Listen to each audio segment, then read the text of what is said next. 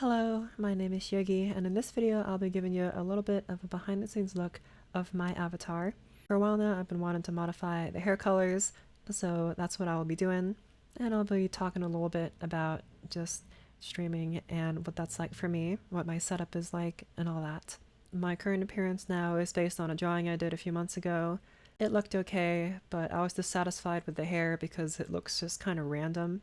Like, it doesn't look bad, especially like from afar, but when you look up close it just looks kind of strange. So I got to redraw the hair. You can see here my preliminary sketch, and then the steps as I filled in the rest of the hair with shading and color and all that. You can see here in the transition from the older version to the newer version, the ears grew substantially, and at first it was almost kind of a joke because it looked kind of strange, but now I just really like the look of the really big ears. All in all, redrawing the hair didn't take me that long. It was probably like 2 or 3 days maybe. When I was redrawing the hair, I also took some time to experiment with alternate hair colors, so here are a few fun examples. I particularly like this Neapolitan look and also the strawberry color, and I think that's what I'll be doing for my new hair colors. I want to take the general kind of layout of the colors from this, but replace this shade of pink with this more strawberry red shade of pink. At some point I settled on the multicolor shading of the hair that you see now, and I did go through various iterations of these multicolors because as fun and goofy as it looks, which of course I think suits me very well, but I think it looked a little bit too much like Harley Quinn, which I didn't really want to go for, so I muted the colors in future iterations, but now I guess it won't matter because the hair colors will be changing completely. And if you're wondering how much it cost for me to get my model done, my drawing tablet cost $34. This video is not meant to be a tutorial, it's more of a discussion. First of all, you'll notice that my avatar cuts off at the bottom here before the elbows. I didn't bother drawing the rest of the body because you're never seeing more of the body. I really don't like the look of putting an entire character on screen, and also some people like to shrink down their own screen and their gameplay into a smaller section to make more space for, notifications, and I really don't like the look of that. I prefer it to be much simpler, so I find drawing the rest of the body unnecessary, so I just didn't go ahead and do that because I had no reason to. The only thing I'm worried about is that after I recolor the hair, I'm going to have to re-export the PSD file, which isn't the hard part. The difficult part is to get what I have here to match the PSD file so I don't accidentally mess up stuff in Live 2D and have to do a bunch of tweaking. I guess we'll start with the front here with this white section, so I'm feeling pretty lazy, so I think I'll just create like a color layer.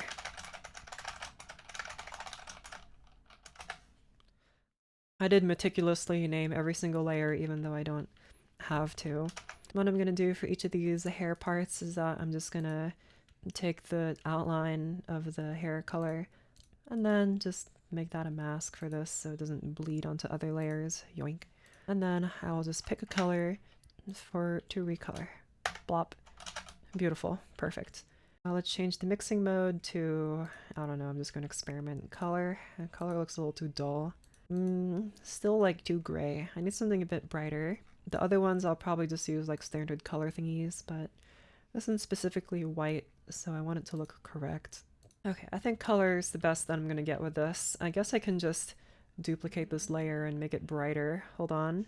What I'll do here is that I'll just make this one like an addition layer, yoink, and then make it kind of... yeah. I don't really want it to be completely desaturated though, so I'll make it maybe like 90%, or maybe 80% opacity, or maybe even less, why not? 50, what does that look like? No, I think too much of the yellow is bleeding through at 50. Let's go to 66, 2/3. Now the second part here, and also the ears, this part's gonna be the pink. Again, I don't really want this kind of pink. I want this like strawberry shade of pink instead.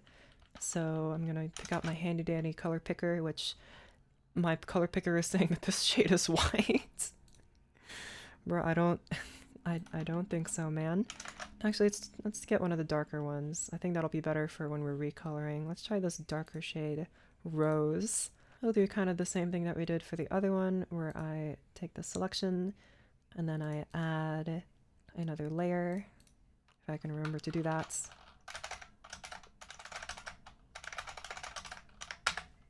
I need to remember to set my brush's color to my clipboard's color and add that.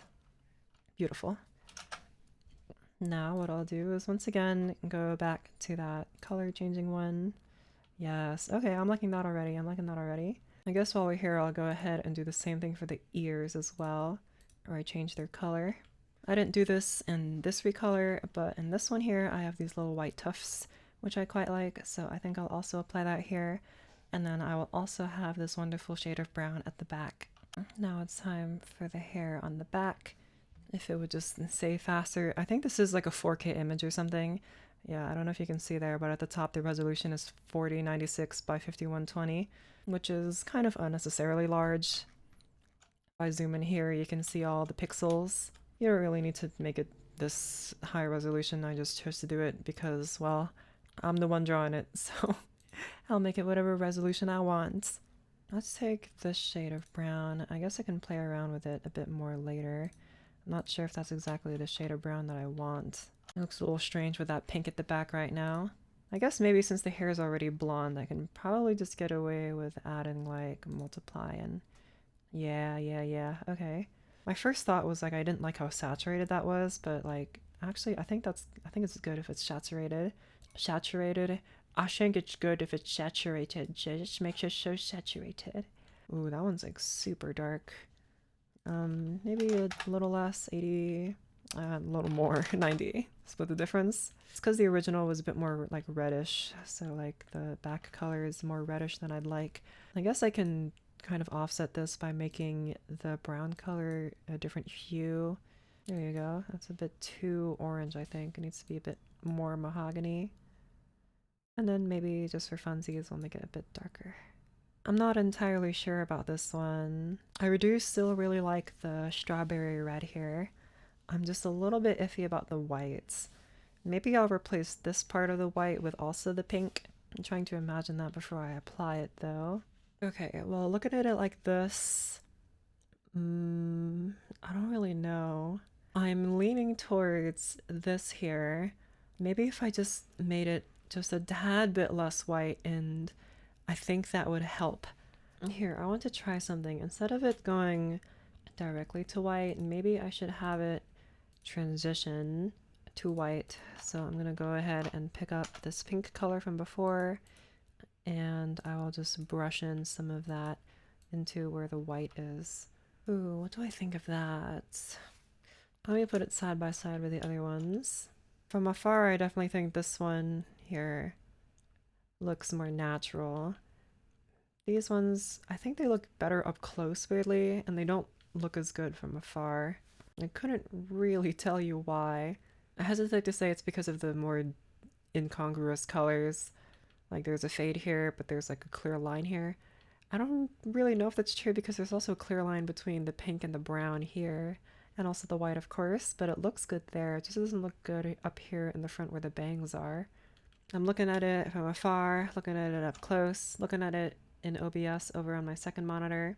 I think this one might be the best one. It's a nice compromise between the ideas I was having, so now it's time to export this to a PSD file, which is the kind of file that we upload into Live2D to rig it together, that is, make it be able to be animated. When you export a PSD file and upload it to Live2D, you have to get rid of all of the masks and layering and clipping and all that. So that means you come up with something horrific like this, where all of the layers are exploded and you see all of them on top of each other at once. But I'm pulling this up just for reference so I know what layers I need to keep, if I need to remove any, and where to merge them together. So what I'm going to do is I'm just going to create a duplicate of this. I'm going to close the original just to make sure I don't make any changes to that one, and instead I'm working on the dirty version, and I'll just get to merging layers, which should be pretty easy. Okay, I think I'm done merging all the layers. I just did a little quick check to make sure that the old one and the new one lined up. So I'm going to export this as a PSD file, and it's time to start opening Live2D. Boink. I don't use the paid version of Live2D because I don't need to. There are limitations that can be a little frustrating at times, but I would actually pay for Live2D if it wasn't a subscription model. I don't pay for Live2D as a subscription just out of principle. Even if I had to pay for new updates, I would prefer just to have a one-time payment to have a perpetual license to the software, but as it stands right now, it is a subscription, so I do not pay for it. The process of replacing the art is simple as long as you've aligned each layer to layer in the file correctly. And I'm about to find out if I did do it correctly, so let's see here. If I take the new one, just drag it in. Oh, that's right, it didn't work because Live2D is stupid. I drew this picture in 16-bit color, but Live2D will fail unless you use 8-bit color. And this took me way too long to figure out when I first did it, but yeah, it's 8-bit, not 16-bit. Even looking through the Live2D error logs, it doesn't tell you why exactly it crashed.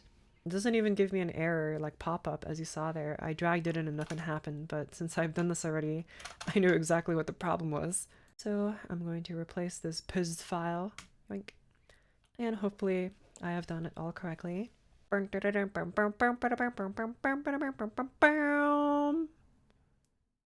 Hey! Alright, and just checking here that it didn't create any weird new layers, which I'm pretty sure it didn't, so I think we're good. So now the hair has been successfully changed, didn't have to do very much.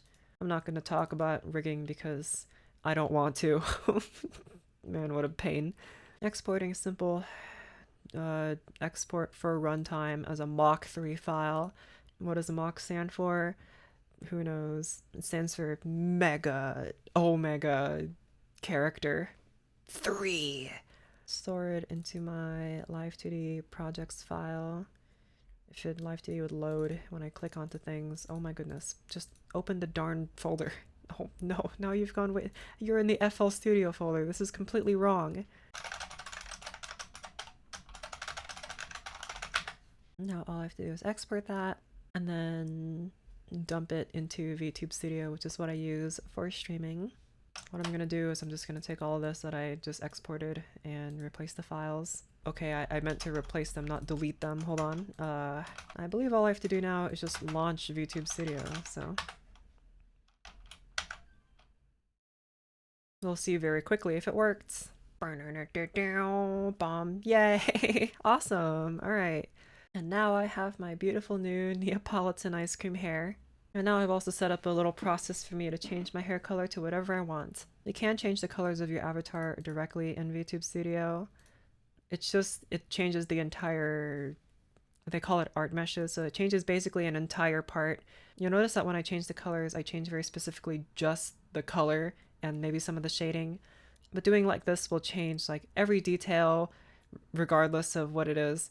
So it'll change the outline color, it'll change the highlight color, which is not exactly something you want all the time. So you can see here, especially for the ears, if I wanted to change the color of the ears, I would have to go into that project file and change it manually because I've exported it in such a way that the white fluffy part overlaps in the same layer with the pinky part.